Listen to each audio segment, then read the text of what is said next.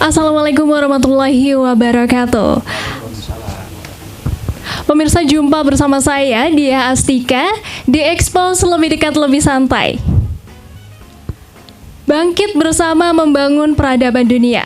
Demikianlah tema yang diusung dalam memperingati hari lahirnya Pancasila 1 Juni 2022. Yang juga akan menjadi tema bahasan kita pada hari ini. Dan seperti biasa kita sudah menghadirkan narasumber-narasumber hebat. Langsung saja kita sapa terlebih dahulu. Halo Bapak, selamat siang. Yang pertama ada Bapak Kepala Badan Kesatuan Bangsa dan Politik, ada Bapak Aprilianto Dwi Purnomo, SEMSI.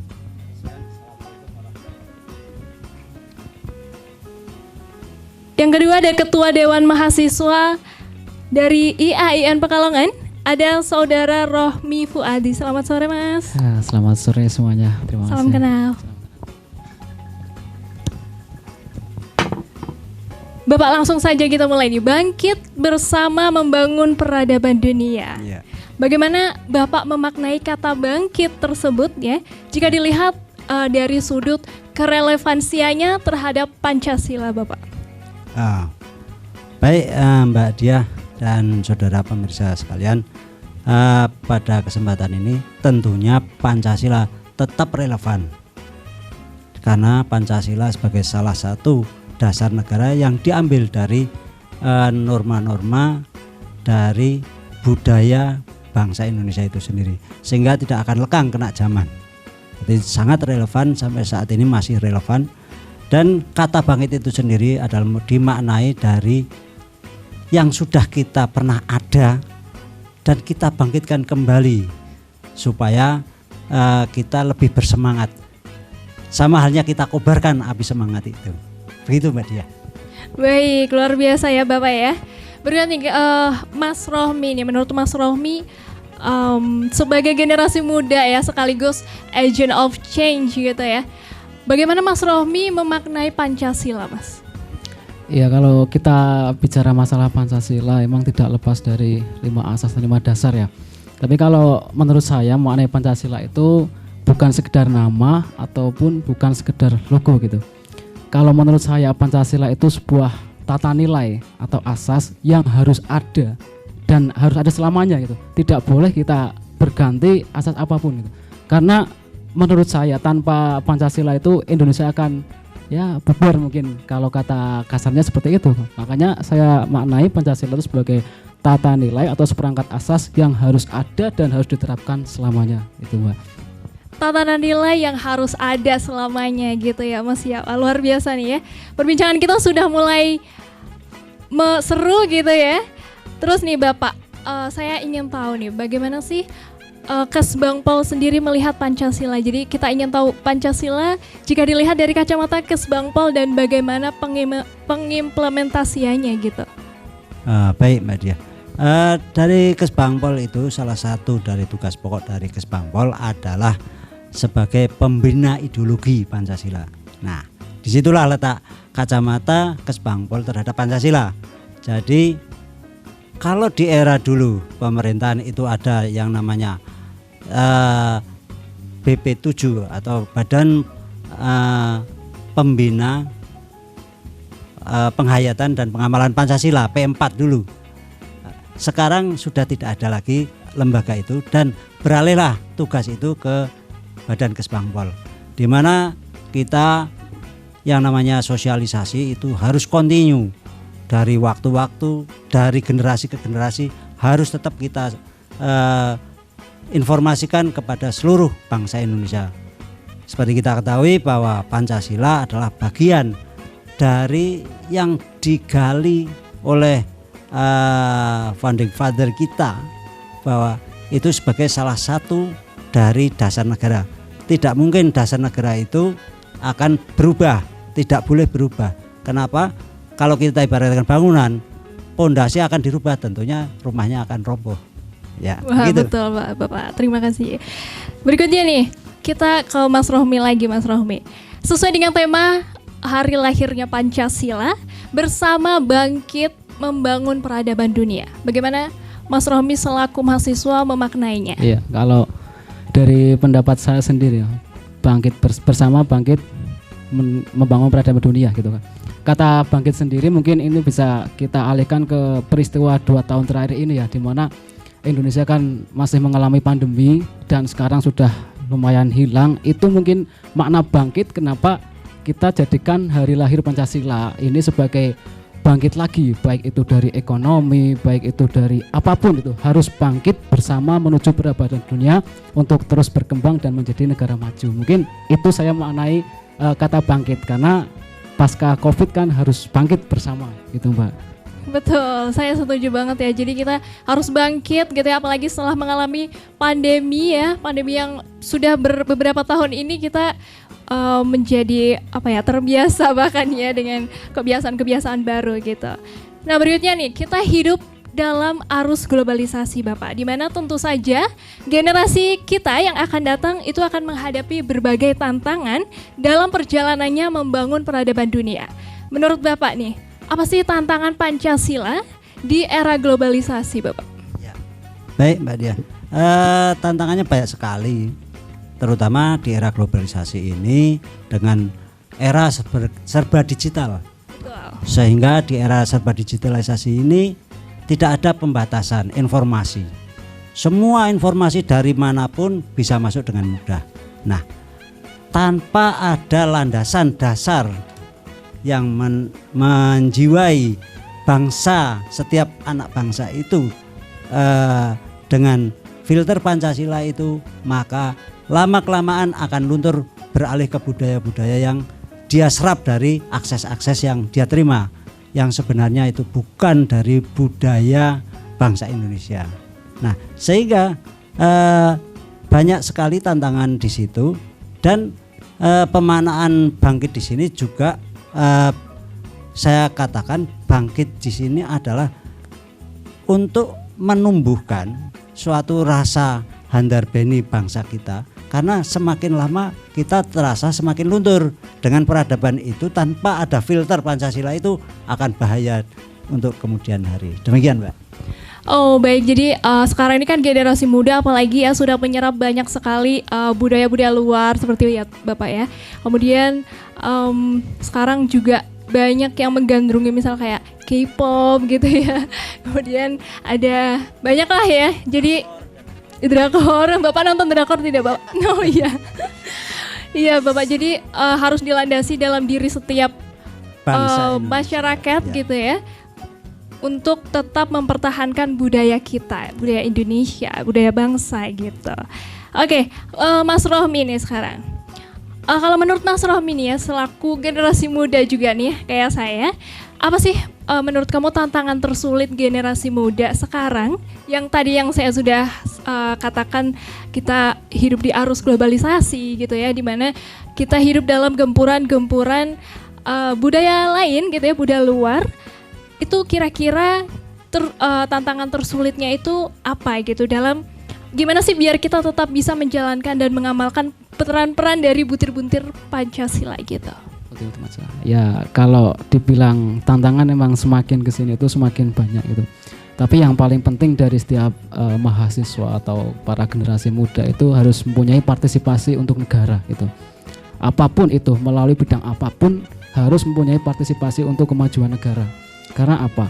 Jika tidak mempunyai partisipasi maka itu seperti ya tidak berguna, itu seperti sampah gitu. Kalau bagi kaum pelajar gitu, jangan sampai kita menjadi mahasiswa, menjadi siswa itu tidak punya partisipasi sedikit pun. Minimal ada satu partisipasi itu. Misal kita di bidang ekonomi, kita nanti berperan dalam ekonomi, pendidikan, apapun itu harus berpartisipasi ya untuk kemajuan negara. Dan untuk tantangannya mungkin ya untuk globalisasi bisa mengontrol diri, bisa memajukan produk-produk lokal misal gitu. Intinya jangan sampai kita itu terpengaruh tapi kepada hal yang negatif gitu. Dan kita juga harus mengembangkan intelektual kita. Jika intelektual sudah kuat, itu nggak ada yang tidak mungkin, pasti Indonesia akan bisa maju gitu. Baik, ngomong-ngomong tentang partisipasi nih, Mas Rohmi sebagai Dewan Mahasiswa nih, apa aja sih yang udah dilakukan gitu? Ya, kalau partisipasi itu kan apa yang sudah dilakukan. Mungkin saya belum bisa menilai, yang belum bisa menilai adalah orang lain itu. Partisipasi apa yang sudah saya berikan gitu, untuk misal saya membuat apa. Kalau saya pamerin kan ya sepalah nggak partisipasi, malah menyombongkan diri malah gitu. Oke, baik, Mungkin kita ya. bicara tentang apa saja yang sudah dilakukan Dewan Mahasiswa IAIN gitu Ya, nih. kalau di saya sendiri kan ini masih berapa bulan ya saya menjadi Dewan Eksekutif Mahasiswa IAIN Pekalongan itu di bulan Desember, baru dilantik Februari. Kami pun membuat beberapa program yang dimana ini untuk berpartisipasi di yang namanya kampus itu kan sebuah miniatur negara. Jadi kalau saya kan sebagai presiden, di bawah saya ada menteri-menteri, di bawahnya ada gubernur, ada bupati itu kan. Tapi kan dengan bahasa HMJ, Dema Fakultas dan juga Dewan Eksekutif Mahasiswa Institut. Betul. Nah itu terstruktur. Nah saya membuat program untuk partisipasi dalam bidang apapun saya bagi, ada Kementerian Agama, Kementerian Politik dan Hukum, Kementerian Pendidikan dan Kebudayaan. Walaupun tidak sekompleks atau sebanyak negara asli, tetapi ada hal yang terpenting. Ini penting untuk mahasiswa itu kita lewat kementerian apa. Misalnya kemarin kita membuat sebuah di bulan Ramadan nih, ada kajian-kajian Ramadan biar IAIN juga tidak hilang religiusnya itu bagaimana. Itu kan ada, kita mengundang materi-materi, terus kita membuat untuk pengembangan minat bakat, penulisan, apapun itu. Kalau dijelaskan satu persatu mungkin sangat banyak gitu, dari raker dan juga proker yang sudah saya rencanakan 1 tahun ke depan gitu. Wah, luar biasa ya, artinya memang sudah melakukan sesuatu yang bisa dikatakan sebagai partisipasi gitu ya Mas ya. Oke, kita beralih lagi ke Bapak Aprilianto nih Bapak. Bagaimana nih Bapak melihat generasi muda kita sekarang nih? Apakah sudah bisa dikatakan sebagai generasi yang siap menyongsong peradaban dunia gitu Bapak? Baik Mbak, kalau dikatakan siap, kita harus siap. Semua harus siap. Mau tidak mau, era globalisasi, era digitalisasi, kemajuan zaman terus bergulir. Kapan kalau kita menyatakan kita tidak siap? Siap atau tidak siap, harus siap. Nah sebenarnya apa yang dilakukan oleh Mas Romi tadi itu merupakan dari pengamalan Pancasila, di mana dia sudah mempunyai wawasan kebangsaan yang tinggi. Jadi wawasan kebangsaan yang tinggi itu adalah salah satunya, dengan salah satu contohnya adalah mematuhi aturan pelaksanaan pemerintahan, mematuhi aturan dari kampus, kemudian belajar dengan giat. Itu adalah suatu pengamalan dari Pancasila itu sendiri di dalam berpartisipasi membangun tadi Mas. Gitu. Baik, artinya berarti generasi muda kita sudah terlihat begitu ya, sudah memiliki cikal bakal untuk bisa menjadi generasi yang turut bisa membangun peradaban dunia, begitu ya Pak ya? Betul. Oke, kalau menurut Mas Romi nih, gimana Mas Romi melihat generasi kita juga ya, generasi muda teman-teman kita gitu ya? Apakah kalau tadi kita lihat dari sudut pandang orang yang sudah lebih dewasa begitu ya. Nah sekarang kita ingin melihat dari sudut pandang generasi mudanya sendiri gitu. Menurut Mas Romi, apakah generasi kita sudah siap untuk menuju ke sana gitu, menjadi generasi yang turut menyongsong peradaban dunia? Ya kalau saya ya jawabannya tetap sepakat dengan Pak April tadi ya. Siap nggak siap harus siap, karena bagaimanapun kita harus terus mengikuti perkembangan zaman gitu. Kita pun Pancasila pun dibuatkan sebagai itu untuk bisa diterima di segala zaman, dari zaman dahulu sampai zaman nantilah harus ada terus. Itu kan dibuat ya bisa menyesuaikan dengan perkembangan. Makanya kalau sebagai generasi muda ya kita harus siap dengan tetap mempertahankan Pancasila. Tetapi kalau siap tapi harus ada yang dilakukan, paling tidak itu poin pentingnya gitu. Jangan kita bicara siap tapi kita tidak melakukan apapun, itu sama saja gitu. Oke, baik Bapak Aprilianto dan juga Mas Romi, kita akan kembali setelah jeda pariwara berikut.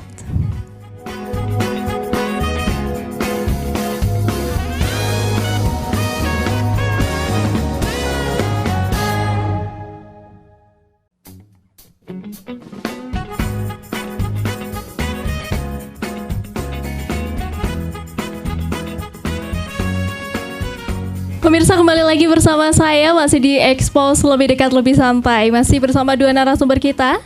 Kita lanjutkan obrolan kita sore hari ini. Baik Mas Rohmi, kita ke Mas Rohmi lagi nih. Mas Rohmi memandang generasi muda sekarang, apakah mereka sudah mengimplementasikan butir-butir Pancasila dalam kehidupan sehari-hari gitu Mas?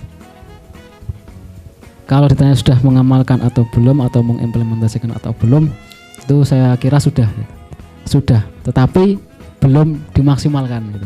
Kadang kita melaksanakan apapun tuh sesuai dengan Pancasila, tapi makna terdalam dari Pancasila tersebut pun kita belum bisa memahami semua kan. Tapi kalau saya ditanya sudah mengimplementasikan atau belum, itu sudah gitu. Sudah ya Mas ya. Baik, kalau menurut Pak Aprilianto nih bagaimana Pak? Tentu aja sudah. Toh dia presiden dari badan eksekutif di itu. Berarti dia sudah melaksanakan demokrasi kan? Betul. Sesuai dengan butir Pancasila. Itu contohnya. Dan tugas dan kewajiban dari mahasiswa adalah belajar. Itu juga sudah sebuah implementasi dari pengamalan Pancasila di dalam turut serta membangun negeri ini. Demikian. Baik Bapak. Kita lanjut lagi nih Bapak. Badan Kesatuan Bangsa dan Politik ya Bapak ya. Menurut Bapak nih gimana sih Bapak melihat kehidupan dalam masyarakat gitu ya, terutama di Kota Pekalongan sendiri, jika dilihat dari sudut pandang sila ketiga yaitu Persatuan Indonesia Bapak? Oh ya, baik Mbak Dia. Kalau kita lihat dari hanya satu sudut, kenapa mesti dari satu sudut? Dalam satu Pancasila itu satu kesatuan 5 sila itu, tapi bisa aja kita split dari satu sudut, di mana persatuan di negara di Kota Pekalongan khususnya. Seperti kita ketahui bahwa di Kota Pekalongan adalah kota yang boleh dikatakan kota transit ya. Jadi di kota transit itu pasti budayanya adalah budaya campuran, di mana tidak ada budaya asli Pekalongan. Di sini nampak sekali persatuannya, di mana berbagai macam etnis, berbagai macam agama kita bisa bersatu membangun bersama Kota Pekalongan. Di Pekalongan ada yang mengistilahkan di lingkungan masyarakat Pekalongan itu sebagaimana dikatakan Arwana, Arab, Cina dan Jawa. Itu salah satu pembuktian bahwa persatuan itu sangat kuat sekali. Di mana juga ada beberapa pembauran di sini juga sudah terbentuk mengacu pada ketentuan peraturan Menteri Dalam Negeri. Ada yang namanya Forum Pembauran Kebangsaan Indonesia. Dari berbagai macam etnis, dari berbagai macam agama bisa sengguyung jadi satu. Demikian. Baik Bapak, terima kasih Bapak. Kita lihat lagi dari Dema IAIN nih. Sebagai Dewan Mahasiswa di Kampus Islam, bagaimana Anda memandang kehidupan masyarakat kalau tadi dari sudut pandang sila ketiga gitu ya. Sekarang kita ingin lihat nih bagaimana sih kehidupan masyarakat jika dilihat dari sudut pandang sila pertama yaitu ketuhanan yang Maha Esa. Terutama mungkin teman-teman kita seperti itu ya. Silakan Mas. Ya, kalau berbicara tersebut saya juga teringat kutipan di buku ya tentang perkataan Gus Dur, di mana Islam itu melarang perpecahan, tapi Islam tidak melarang perbedaan. Itu ada pernah perkataan Gus Dur itu kan. Betul. Kalau diibaratkan bagaimana sikap kita, walaupun saya dari kampus Islam, saya tidak sepakat jika negara ini harus menjadi negara Islam. Itu sangat. Ibarat kata Islam itu adalah tebu, Pancasila adalah sebuah gula gitu. Jadi kalau mau membuat teh itu kita harus membuat atau menggunakan gula, tidak menggunakan tebu. Itu sama halnya dengan tebu itu sebagai Islam, gula itu sebagai tebu, gula itu sebagai Pancasila. Jadi gula itu masih ada nilai-nilai Islam dan tidak berseberangan atau tidak bertentangan dengan Islam, tetapi juga bisa membaur dan tidak bertentangan dengan agama-agama yang lain di Indonesia, apalagi kita sebagai negara pluralisme gitu kan.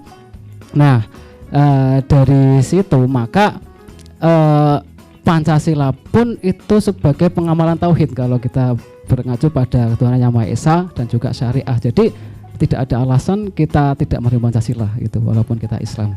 Ya. Betul, aku juga setuju banget ya. Tapi gimana nih tanggapan Bapak nih? Boleh nambahkan? Boleh, Nah, boleh. oke.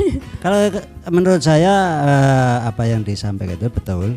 Namun bahwa kewajiban kita kepada Tuhan yang Maha Esa, Allah Subhanahu wa taala, kita wajib bersyukur bahwa semua yang ada di alam dunia ini hanya ciptaan Beliau.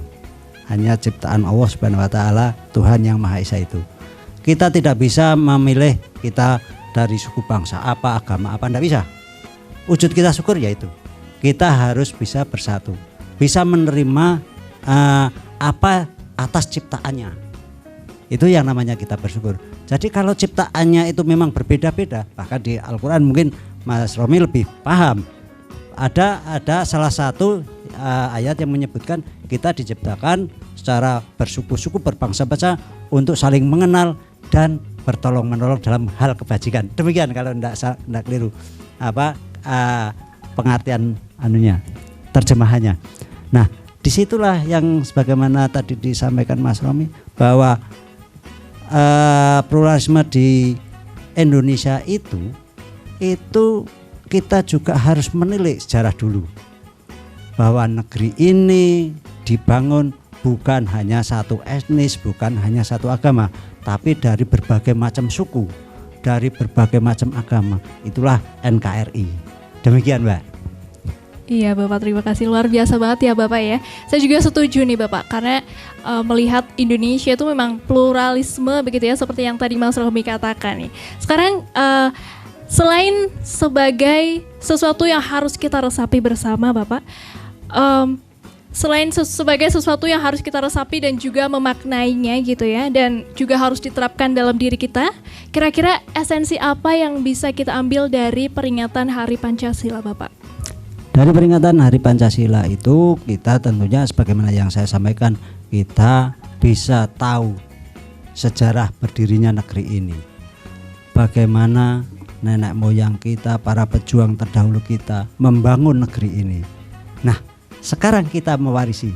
Sekarang kita apa bakti kita pada beliau-beliau yang telah mendahului kita dan telah membangun negeri ini, memerdekakan negeri ini. Salah satu wujud syukur kita adalah mengisi kemerdekaan ini dengan pembangunan. Nah, Pancasila sebagai falsafah bangsa kita, maka itulah filter yang harus kita tanamkan di setiap anak bangsa, sehingga di era globalisasi semacam ini kita bisa memfilter, kita bisa ambil manfaatnya teknologi yang dari sisi positifnya, dari segi baiknya. Kalau yang budaya yang tidak sesuai ya tentunya kita tidak usah pakai. Demikian, Mbak. Artinya kita kembali lagi bahwa generasi kita gitu ya, bangsa Indonesia, bangsa anak bangsa gitu ya, harus tetap mempertahankan budaya yang kita miliki, kemudian Betul. harus tidak melupakan sejarah begitu ya Bapak ya, dan beliau-beliau yang sudah terdahulu yang berjuang membuat Indonesia merdeka gitu ya Pak ya. Yes, seperti itu sih, saya juga setuju sekali. Dan menurut Mas Rohmi, kita kembali ke Mas Rohmi lagi nih. Menurut Mas Rohmi, kiat-kiat apa saja sih yang harus dipersiapkan generasi kita gitu ya untuk menyongsong peradaban dunia? Kiat-kiat apa? Kalau kita bicara kiat itu kan itu juga kembali lagi ke masing-masing kita itu punya keahlian di bidang apa gitu. Kita punya keinginan itu membangun Indonesia itu dari segi apa gitu. Seperti yang tadi awal saya sudah katakan, kontribusi atau partisipasi itu dapat dilakukan dari segala bidang gitu. Makanya kiat-kiat yang pertama paling penting ya kita perdalam intelektual kita, literasi kita, jangan sampai kita termanjakan oleh apa yang ada di era sekarang dengan gadget yang dunia seakan di genggaman itu kan, jangan sampai kita yang disetel tapi kita harus yang menyetel gitu. Mungkin itu sih kiat-kiat yang harus diperbaiki gitu.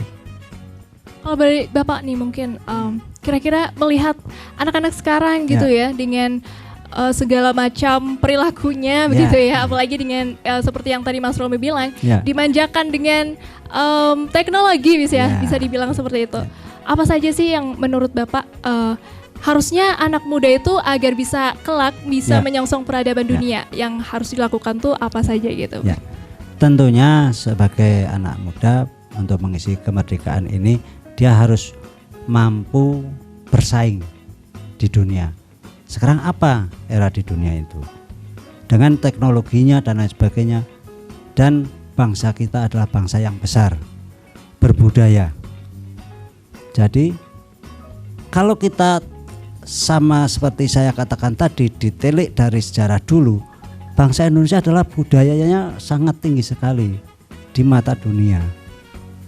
Nah, oleh karena itu kita harus benar-benar bisa mengembalikan, ya kan, mengembalikan kebanggaan dari nenek moyang kita bahwa kita adalah negara yang besar, bukan negara yang mengekor atau negara yang terjajah bahkan. Ya, itulah. Dan apa yang dikatakan tadi, apa kiat-kiat yang harus dilaksanakan, tentunya bahwa anak muda sekarang harus mempunyai jiwa Pancasila, itu jiwa handarbeni bangsa ini, sehingga kalau seandainya utamanya ini saya akan melihat menguji atas wawasan kebangsaannya. Kalau seandainya ada bendera merah putih yang jatuh pada saat kalau kita ada peringatan 17 Agustusan lah, biasanya banyak sekali bendera di tepi jalan dan sebagainya. Kalau jatuh ya tentunya kita harus bisa membetulkan berdirinya bendera itu, karena itu adalah lambang negara kita dan itu adalah nyawa taruhannya dulu. Begitu, Mbak. Baik Bapak, itu adalah salah satu bentuk implementasi nyata begitu ya Bapak ya. Mungkin apakah Bapak melihat hal itu masih terjadi gitu ya? Karena sejujurnya mungkin saya bahkan pernah ya menyaksikan ada kejadian serupa gitu ya. Tapi apakah orang-orang sekitar seperti itu, anak-anak sekarang, generasi sekarang masih memiliki rasa untuk seperti yang tadi ya, misalnya ada kejadian bendera jatuh gitu. Kemudian apakah mereka sadar akan hal itu? Biasanya ada orang-orang yang tidak sadar atau mungkin karena ketidaktahuannya begitu ya Bapak ya. Menurut Bapak apakah masih ada nyawa Pancasila itu, apakah masih ada gitu? Tentu masih, itu masih. Bahkan kalau kita lihat tinggal kita hanya menggugah, membangkitkan kembali sebagaimana yang tadi ditemakan oleh Mbak Dia tadi, bahwa kita harus bangkit, kita harus ingatkan gitu. Nah, salah satu contoh sampai saat ini masih ada kegiatan gotong royong, anak muda juga berperan di situ di lingkungan masing-masing, ya kan, kiprah dari anak muda sekarang apalagi dengan organisasi-organisasi pemudaannya banyak pada bangkit juga, di salah satunya juga mengkritisi atas apa-apa yang telah dilaksanakan oleh pemerintah, sehingga pemerintah ini juga berjalan sesuai dengan rule yang telah ditetapkan bersama. Baik Bapak, kita lanjutkan obrolannya nanti setelah jeda pariwara berikut pemirsa.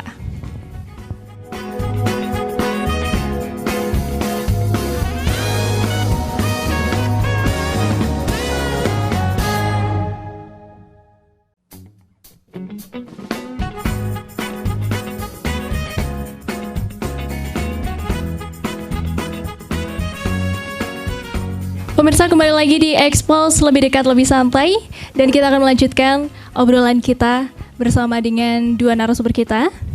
Baik, Bapak Aprilianto ya Bapak ya. Bapak bagaimana sih atau apa aja sih pengalaman yang pernah Bapak lakukan gitu ya, misalnya di Kesbangpol seperti itu terkait dengan misalnya pengimplementasian Pancasila terhadap masyarakat seperti itu. Silakan Bapak. Pengalaman dari muda sampai saya bekerja sampai di saat ini di Kesbangpol. Pada saat saya muda saya senang berorganisasi. Tentunya manfaat dari organisasi itu sendiri menambah ilmu kedewasaan saya dan menambah wawasan dari berbagai macam apa yang sebenarnya terjadi di masyarakat nyata. Nah, sebagaimana yang tadi disampaikan, sampai di saat ini saya di Kesbangpol, tentunya penerapan itu juga tetap saya lakukan, di dalam pengamalan Pancasila itu yang pertama berkaitan dengan ketuhanan. Katakan setiap pagi saya harus melaksanakan apel pagi, minimal di dalam apel pagi itu ada kedisiplinan, ada diawali dengan doa, dan di dalam pelaksanaan pekerjaan itu kita juga melibatkan seluruh komponen dari Kesbangpol itu sendiri dalam perencanaan, penganggaran, sampai dengan pelaksanaan dan pertanggungjawabannya. Demikian Mbak Dia.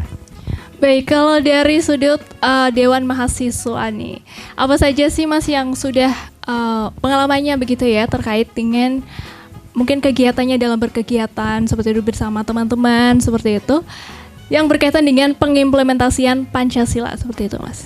Iya, kalau kita jawab contoh kegiatannya apa, terus pengalamannya bagaimana, itu kan kalau dari kita sendiri kan saya Dian Pekalongan itu juga menuju Dema Institut kan melalui proses yang panjang gitu, dimana dulu mulai dari HMJ, ketua HMJ jurusan, ketua Dema Fakultas, sampai sekarang ketua Dema Institut atau ya terakhir menurut saya di kampus lah sebelum saya lulus, itu kan menjadi ya sebuah pengabdian saya, dan juga bagaimana saya bisa bermanfaat bagi mahasiswa umum. Itu kan sebuah ya pengalaman implementasi nilai Pancasila juga gitu, kalau dari diri saya sendiri gitu.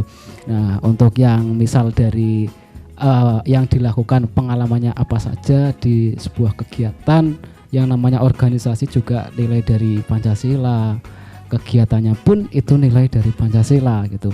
Kalau benar kata Pak April tadi, kalau kita sebuah aktivis itu pasti telah menerapkan nilai-nilai Pancasila gitu ya Pak ya. Betul. Nggak lepas lah atau bagaimana gitu. Baik, untuk pesan terhadap teman-teman kita di luar sana atau pemirsa di rumah gitu ya, bagaimana agar kalau misal ada nih generasi muda kan nggak semuanya aktivis gitu ya Mas ya. Betul. Ada orang awam ya bisa dikatakan seperti itu. Menurut Mas Romi sendiri nih, gimana sih biar kita semua, terutama generasi muda kita gitu ya, bisa menerapkan peran dari butir-butir Pancasila itu sendiri di kehidupan kita sehari-hari gitu. Ya, kalau kita bicara masalah mahasiswa, emang kalau saya juga belajar nama tipologi mahasiswa gitu kan, banyak sekali tipe-tipe mahasiswa, tidak semuanya aktivis kan. Ada mahasiswa yang hedonis, ada mahasiswa yang kupu-kupu atau mahasiswa apa. Kalau kita analogikan itu banyak sekali tipenya Mbak. Jadi nggak bisa kita artikan mahasiswa ya harus aktif, nggak bisa, karena itu kan juga hak mereka, itu bagaimana.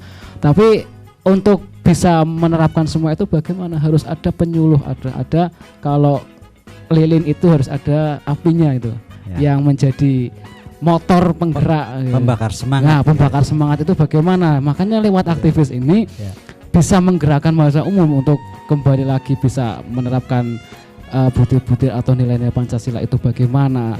Minimal kalau kita aktivis itu sudah memberikan nilai Pancasila pas di pengenalan budaya akademik atau pertama mereka masuk, itu otomatis mereka kan semua itu di tangan kita. Kita masukkan materi-materi tentang, kalau di Islam kita juga menerapkan moderasi beragama, itu kan juga nilai Pancasila. Terus kita nanti juga ada materi-materi wawasan kebangsaan dan sebagainya. Itu merupakan cara dari aktivis kampus ya, bagaimana biar Pancasila itu tidak hangus atau tidak hilang, dan harus mempunyai cinta terhadap Pancasila dan cinta NKRI tentunya gitu. Iya, betul. Baik, tadi kan menurut Pak April ya, tadi jiwa Pancasila itu bahkan ada yang mungkin bisa dikatakan tertidur di beberapa raga gitu ya Bapak ya. Betul. Bagaimana sih Pak agar selalu bangkit gitu jiwa Pancasilanya di setiap anak bangsa gitu Pak? Nah, baik Mbak Dia, berkait dengan anak muda yang saat ini untuk membangkitkan itu sangat harus continue. Yang dipentingkan di dalam aplikasi atau pengimplementasian dari Pancasila itu, saya sependapat dengan apa yang disampaikan Gus Bah, bahwa kita di dalam bernegara, berbangsa maupun berkeluarga, di dalam keluarga itu orang neko-neko katanya. Ya, jadi yang sederhana, tidak macam-macam,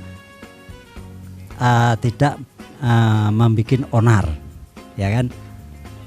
Kalau istilahnya yang saya ambil pinjam dari kalimat Gus Bak, yang penting sampean orang maksiat gitu. Nah itu dengan kita menerapkan pola itu saja, itu ada sudah merupakan suatu partisipasi turut membangun. Kenapa? Tanpa kedamaian mustahil pembangunan bangsa ini bisa berjalan dengan lancar. Kita bisa bicara kayak gini karena situasi damai. Coba semacam Ukraina, apa kita bisa ngobrol santai kayak gini? Tidak mungkin. Nah itulah implementasinya dari sebuah pengamalan Pancasila itu adalah semacam itu. Baik Bapak, berarti harus kalau menurut saya harus ada di dalam diri kita sendiri ya. Betul. Berawal dari diri kita sendiri seperti itu. Iya betul. Kemudian harapannya nih Bapak, Ya. harapan kepada generasi muda atau teman-teman kita begitu ya, dalam memelihara Pancasila Bapak. Baik. Di dalam turut serta membangun Pancasila, membangun bangsa ini yang berasaskan Pancasila, tentu anak muda ini harus bersemangat. Tentunya harus bersemangat dan sebuah implementasinya sebagaimana yang saya sampaikan tadi sangat mudah sebenarnya. Kewajibannya apa sih anak muda itu? Seandainya pelajar tentunya belajar. Di dalam implementasi di keluarga ada aturan keluarga, tentunya atuh sama aturan agama di keluarga. Di norma agama menjalankan syariat agama masing-masing. Di pemerintahan juga taat sama aturan-aturan pemerintah. Di lalu lintas taat sama aturan pemerintah. Lalu lintas.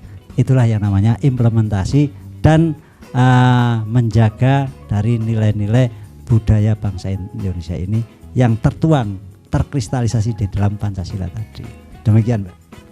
Artinya generasi kita harus sadar diri ya Bapak ya, pertama untuk bagaimana sih memelihara Pancasila dari dalam setiap unsur di dalam kehidupan sehari-hari begitu ya Bapak ya.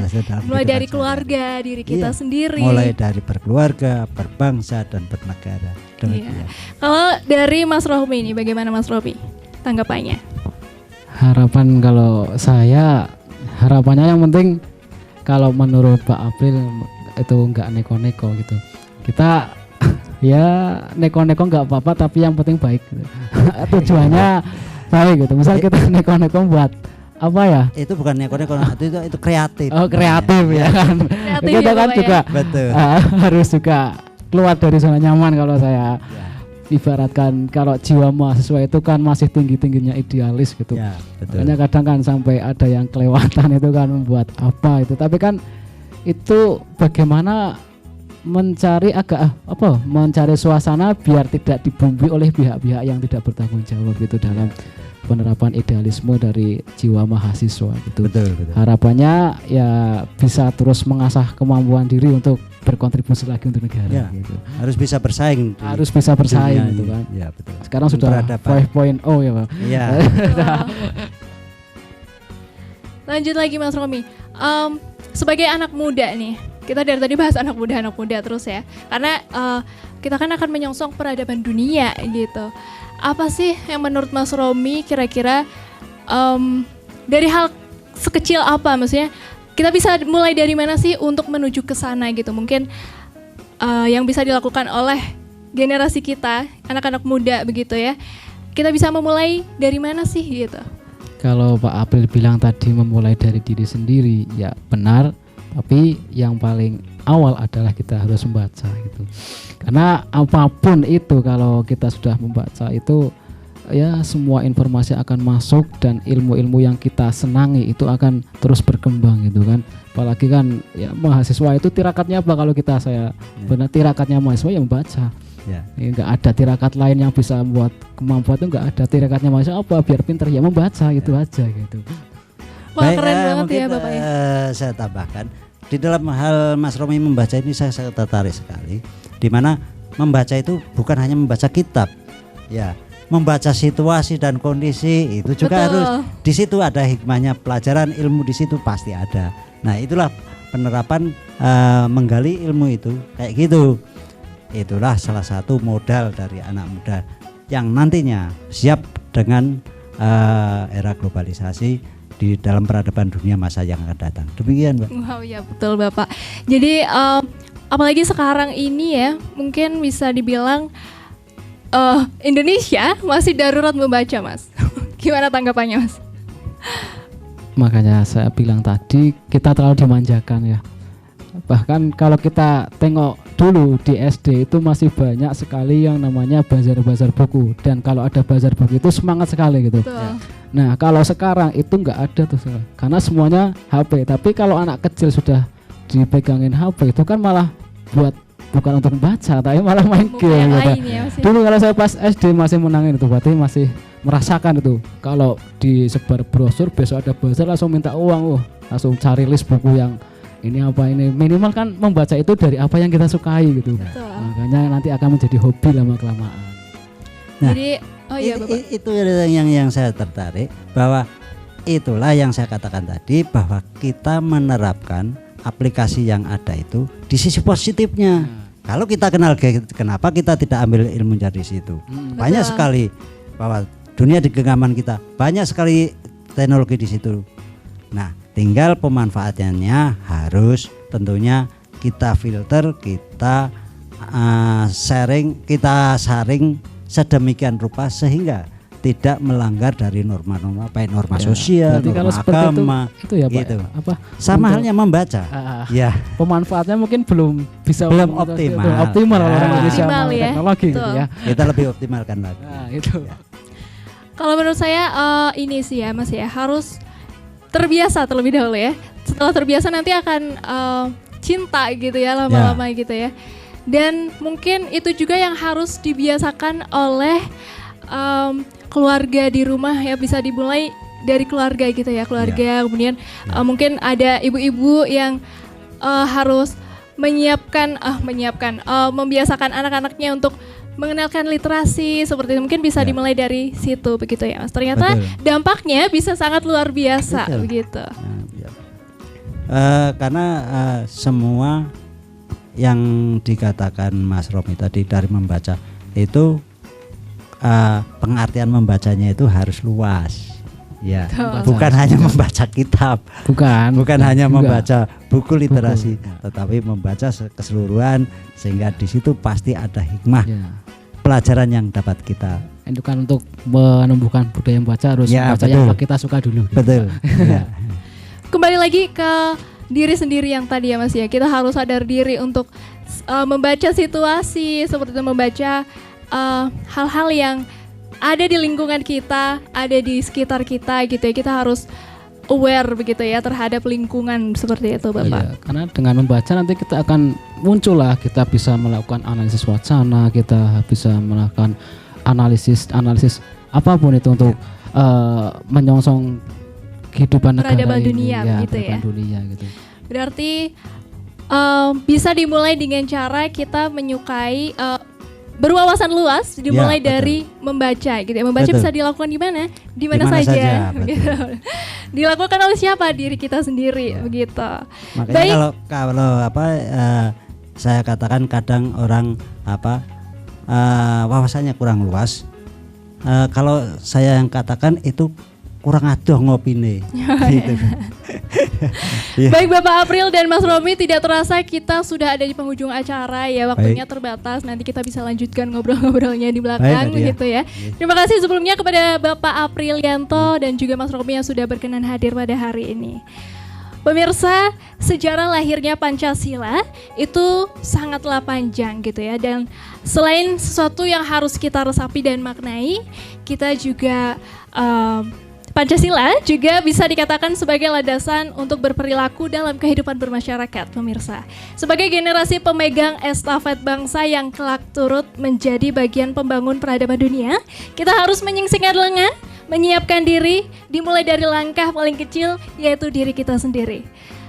Pemirsa, demikian acara Expose lebih dekat lebih santai hari ini. Saya mengucapkan terima kasih sekali lagi kepada para narasumber yang sudah hadir.